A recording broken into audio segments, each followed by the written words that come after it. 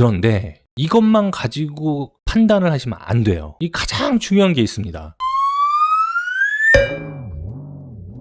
안녕하세요. 아르테 안소장입니다. 이번 영상은 건축개발 시행사업 시즌1의 거의 마지막이에요. 대지 조건에 따른 사업성 분석인데요. 숫자로 확인하는 계략 검토입니다. 거의 앞선 얘기들의 마지막 총정리가 될 것 같은데요. 우리가 이제 사업성 분석을 하는 이유가 이 토지를 매입을 할 때 이 토지를 매입을 하면 과연 수익이 날 것인가 안 날 것인가에 대한 확인인데요. 지금부터 제가 설명드리는 이제 사업성 분석 방식은 토지 매입을 위한 참고용 계략 검토입니다. 실질적으로 시행사업에 대한 수지 분석이 아니고 토지 매입을 검토할지 말지 그에 대한 참고용입니다. 이 얘기가 무슨 얘기냐면 제가 이제 토지 매입을 위해서 이제 5개 정도의 이제 토지를 이제 후보로 두고 검토를 한다고 치면 이 5개를 다 이제 검토를 면밀하게 할 수 없지 않겠습니까? 각각 검토를 면밀하게 하려면 세무사도 찾아가야 되고 건축사를 찾아가서 기획설계, 흔히 가설계라고 하는데 기획설계도 맡겨야 되고 하면 이제 비용이 다 발생을 합니다. 아직 사업을 시작하지도 않았는데 비용이 계속 지출이 되는 거예요. 그거를 좀 막고자 일단 본격적인 비용이 나가기 전에 검토를 하려고 하는 이 토지가 과연 수익이 나는지 안 나는지에 대한 계략 검토입니다. 그 계략 검토를 위해서는 그 해당 지역 주택 매매 가격의 면밀한 분석이 요구됩니다. 이 주택 매매 가격의 면밀한 분석을 하는 이유는 총 수입을 확인하는 방법이기 때문이에요. 뒤에서 다시 한번 설명드릴게요. 그리고 제가 알려드리는 것 중에 이제 변수는 직접 공사비입니다. 직접 공사비에는 이제 도급 공사 비용이 있고 건축 설계 감리 비용이 있죠. 그래서 이거를 통해서 합리적인 토지 비용을 산정하기 위함이에요. 내가 매입하려고 하는 토지의 비용이 합리적이지 않고 너무 비싸다. 그러면 이제 후보에서 탈락되는 거죠. 아니면 합리적인 가격보다 더 싸다. 그러면 굉장히 매력적인 토지가 되겠죠. 자, 그럼 사업성 분석을 위한 가장 기본적인 얘기를 알려드릴게요. 우리가 이제 수익이 나려면 총 수입에서 총 지출을 빼면 수익이 나는 겁니다. 너무 당연한 얘기죠. 아니 전체 수입에서 전체 지출을 빼면 우리가 이제 수익이 나는 거 아니겠습니까? 이게 플러스가 돼야겠죠. 이게 마이너스가 되면은 사업을 하고도 손해가 나는 그런 일이 발생하죠. 그러면 총 수입엔 뭐가 있냐? 분양 수입이에요. 이 총 수입은 분양 수입밖에 없습니다. 그러니까 내가 이 주택을 지어서 파는 거예요. 팔았을 때 들어오는 수입. 그러면 나는 이제 분양을 안 하고 임대 수익을 올리다가 나중에 통매각을 하겠다 이러신 분들도 있잖아요. 이럴 때는 어떻게 산정합니까? 이러시면 임대 수익을 올리시는 분도 요걸 기준으로 삼으세요. 그러니까 결국엔 임대 수익도 내가 팔았을 때 수익이 나면 임대를 하고 나중에 통매각을 했을 때도 수익이 난다는 거죠. 그래서 임대를 통한 수익을 창출하시려는 분들도 지금 제가 알려드린 이 방법을 따라가시면 됩니다. 그럼 총 지출에는 뭐가 있느냐? 너무 많죠. 일단은 토지비, 토지를 사야 되지 않겠습니까? 그 다음에 이제 공사비, 건물을 져야 되니까요. 그 다음에 이제 건축 설계, 감리 비용, 이거 너무나 당연하죠. 그 다음에 이제 판매를 할 때 분양 수수료라든가 일반 부대 비용, 내용을 보면 이제 각종 수수료, 관리비, 예비비 여러 개가 있어요. 공과금도 있죠. 등기비에다가 각종 세금들 이런 거를 다 따져보느냐? 아닙니다. 제가 알려드리는 거는 딱 이렇게만 보시면 돼요.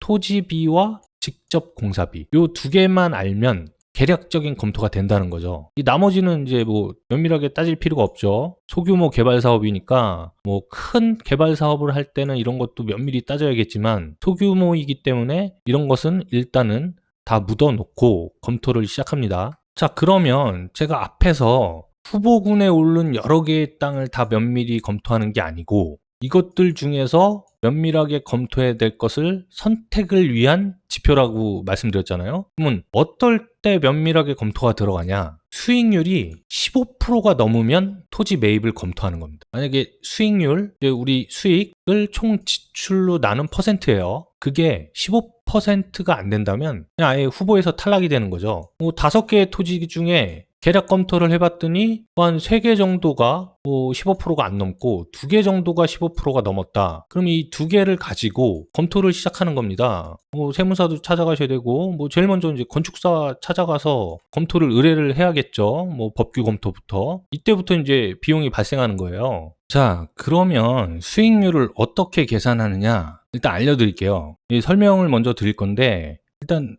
우리가 사려고 하는 후보군에 오른 대지의 면적이 필요하겠죠. 그리고 이 서울 기준입니다. 지역지구가 2종일 경우에 대부분 2종일 거예요. 용적률 건폐율은 200%에 60%예요. 그러면 건축물 전체 면적, 우리 연면적이라고 하는데 뭐 공사비를 산정하거나 뭐 설계비를 산정하거나 할 때 이게 반드시 필요하죠. 우리가 공사해야 될 면적이니까. 뭐 이 안에는 물론 이제 서비스 면적도 있고 여러 개가 있는데 지금 여기서는 이렇게 복잡하게 계산할 게 아니고 그냥 법정 면적, 연면적이 가능한 그 면적을 산정할 거예요. 그러면 예를 들어서 대지 면적이 100평이고 2종 일반 주거지역의 용적률이 200%니까 땅이 100평일 때 200평까지 우리가 건물을 지을 수 있지 않겠습니까? 요거 기준으로 한번 검토를 해볼게요. 자, 아까 앞서 말씀드렸던 수입에는 이제 분양 수입이 있습니다. 그래서 그 주변에 그 주택 매매 가격을 면밀하게 검토하자는 게 이 평당가를 알려고 하는 거예요. 예를 들어 이제 그 지역 일대의 신축 주택의 평당 매매가가 1,200만 원이다. 그랬을 때 우리는 200평을 분양하지 않겠습니까? 여기 보면 우리가 이제 전체 연면적을 분양하는 거니까 이 200평을 분양을 하게 되면 이 평당가와 200평을 곱하면 바로 전체 수입이 이렇게 도출되게 되는 거죠. 이 두 개를 곱한 게 바로 이거예요. 그럼 지출을 확인해 볼까요? 지출은 뭐 당연하죠. 이 대지 면적의 평당가를 곱하면 되겠죠. 지금 내가 사려고 하는 땅이 예를 들어 평당 1,100만 원에 나왔다. 11억이 되겠죠. 토지비는. 공사비가 어떻게 되느냐? 공사비는 요즘에 이제 원자재 값이 많이 상승을 해서 어떨지 모르겠어요. 근데 계략 한 650만 원. 이 650만 원에는 이제 설계감리비를 포함하고 우리가 이제 확장되는 발코니, 기타 등등 주차장 뭐 이런 서비스 면적도 포함된 평당가예요. 그래서 이제 좀 높게 나옵니다. 뭐 650 기준으로 했을 때 공사비가 뭐 13억이다. 이랬을 때 어떻게 됩니까? 수익률. 이 수익률은 수익을 지출로 나누는 거죠. 그거의 퍼센트죠. 근데 보시면 수입과 지출이 같아요. 수익이 0원이란 얘기예요. 수익률이 빵입니다, 빵. 이런 경우에는 이제 사업이 안 되는 게 되겠죠. 그러면 이 지역 일대의 토지비의 평당가가 너무 높게 책정됐거나 아니면 이 지역의 주택의 매매 가격이 너무 낮은 거예요. 그러면 이 지역 일대에서 어떤 사업을 하기가 너무 어려운 조건이 된 거죠.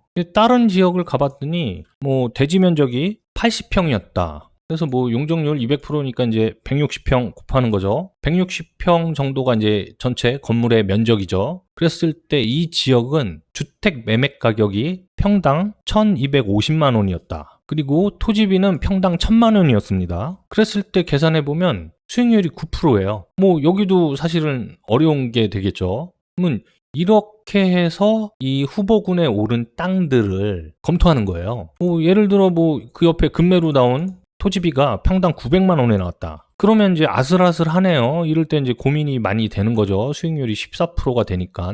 전체 이제 수익이 2억 4천이에요. 그랬을 때는 이제 한번 타진을 해볼 수 있는 거죠. 이 땅을 좀 싸게 해다오. 뭐 이런 식으로 타진을 해서 뭐 예를 들어 900만 원이 아니고 850만 원이다. 그랬을 때는 이제 가능한 거죠. 이 정도면 이제 면밀하게 검토를 할 만한 땅이 되는 겁니다. 그런데 이것만 가지고 판단을 하시면 안 돼요. 이 가장 중요한 게 있습니다. 이 가장 중요한 게 뭐냐면 바로 이 연면적이에요. 우리 전체 건물의 면적. 땅이 80평일 때 우리는 2종이니까 용적률 200%에서 곱하기 2 해서 160평을 짓는다라고 가정을 했는데 여기서 함정이 생기는 겁니다. 모든 땅이 이렇게 다 200%를 다 찾을 수가 없어요. 그러면 이 연면적을 어떻게 계산을 하느냐? 지금부터 이제 제가 알려드린 방법을 쓰시면 돼요. 이게 뭐 정답은 아닙니다. 뭐 여러 가지 너무 많은 변수들이 있지만 계략적으로 이 정도면 어느 정도 맞아 들어간다. 제가 이제 20년 동안 설계를 하다 보니까 뭐 대략 이렇게 나오더라고요. 그거를 이제 알려드릴 겁니다. 첫 번째,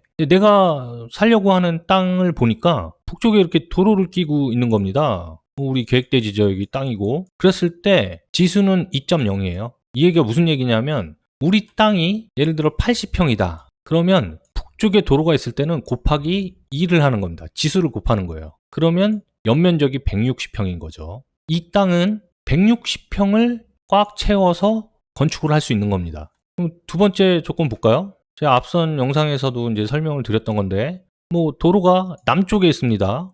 뭐 북쪽에는 인접대지겠죠, 여기. 그랬을 때 남북으로 긴 형상을 갖고 있는 땅이다. 그랬을 때 지수는 1.8입니다. 뭐 우리 땅이 예를 들어 100평이다. 그러면 여기다가 1.8을 곱하는 겁니다. 그러면 이제 180평을 우리가 건물을 질 수 있는 거예요. 그리고 세 번째, 남쪽에 도로고, 뭐 도로 위치는 뭐 서쪽, 동쪽도 상관없습니다. 북쪽이 인접대지라는 게 중요한 거죠. 그랬을 때 가로로 이렇게 긴 땅이다 했을 때는 지수를 1.5를 곱합니다. 땅이 100평일 때 1.5를 곱하면 우리는 150평을 지을 수 있다. 이렇게 하면 우리 건축물의 연면적을 아주 간단하게 확인해 볼 수 있죠. 물론 이게 정답은 아니지만 계획을 어떻게 하느냐에 따라서 다르겠지만 대부분 이렇게 해서 접근이 가능합니다. 뭐 오차율도 있지만 뭐 비슷하게 들어맞더라고요.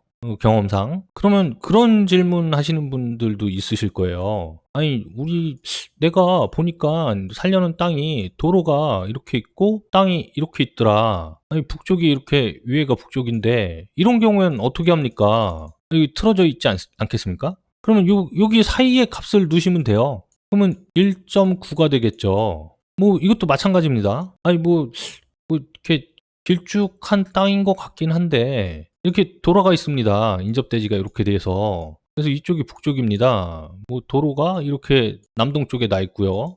이랬을 때는 어떻게 합니까? 요 사이의 값을 주시면 됩니다. 요 사이의 값이면 1.65네요. 1.65를 곱하면 됩니다. 이런 식으로 응용을 하셔서 이 지수값을 곱해서 연면적을 구하시면 돼요. 그럼 다시 돌아와서 내가 사려고 하는 땅이, 후보군에 오른 땅이 100평이에요. 근데 가만히 보니까 남북으로 길쭉하더라. 그럼 1.8을 곱하면 되겠죠. 그러면 연면적은 어떻게 되겠습니까? 180평이 됩니다. 그리고 토지비를 확인해 보니까 평당가가 1,100만 원인 거예요. 그럼 토지 매입비가 11억이 되겠죠. 그리고 이 지역 일대의 평당가를 확인해 봤더니 평당 20평짜리가 주택이 예를 들어 3억에 팔린다. 그럼 평당 1,500만 원 아니겠습니까? 평당가 1,500만 원을 곱하면 총 수입이 27억이 되는 거죠. 그랬을 때 내가 이제 이 지역에는 주택의 품질을 조금 올리겠다. 그래서 이제 650만 원으로 잡는 게 아니고 670만 원으로 잡는 거죠. 수입에서 총 지출을 빼니까 이렇게 수익이 나는 겁니다. 3억 9천만 원, 거의 4억 가까이 수익이 나네요. 수익률로 따지면 17%예요. 수익률은 아까 설명드렸다시피 수익의 전체 지출을 나눈 퍼센트 값입니다. 이렇게 되면 이제 면밀한 검토를 할 만하다. 이렇게 되는 거겠죠. 네, 그래서 오늘 이렇게 제가 소규모 개발 사업 시작하시는 분들, 지금 이 땅이 과연 이제 수익이 나는지, 괜찮은 땅인지 아닌지에 대한 판별 방법에 대해서 이제 좀 설명을 드렸는데요. 정확하진 않아요. 근데 제가 여태까지 했던 경험에 비추어 볼 때 후보군에서 이제 탈락될 만한 땅을 걸러내기에는 굉장히 심플하고 간단하게 이제 확인을 할 수가 있어요. 내가 이제 사려고 하는 땅의 가격이 바로 이제 평당가 기준으로 봤을 때 이 가격이 합리적인지 아닌지를 검토할 때는 아주 심플합니다. 이 수익률이 15%가 넘느냐 안 넘느냐 그걸로 따지면 되니까요. 반대로 내가 토지를 매각을 하려고 그래요. 그 지역 일대에 이제 땅을 팔려고 하는데 내가 얼마에 팔면 되느냐, 내가 너무 싸게 파는 거 아닌가, 아니면 너무 비싸게 파는 거 아닌가를 확인하실 때도 이 15% 요걸 확인하셔갖고 내가 팔려는 땅의 가격을 책정하시는 것도 상당히 괜찮죠. 어떠신가요? 이렇게 판단을 하게 되면 좀 쉽지 않겠습니까? 소규모 개발 사업 시즌 1을 쭉 진행을 했는데 오늘이 거의 이제 마지막 시간이고 다음 시간에는 이제 샘플을 좀 보여드리려고 해요. 그래서 이제 시즌 1이 이제 막을 내렸습니다.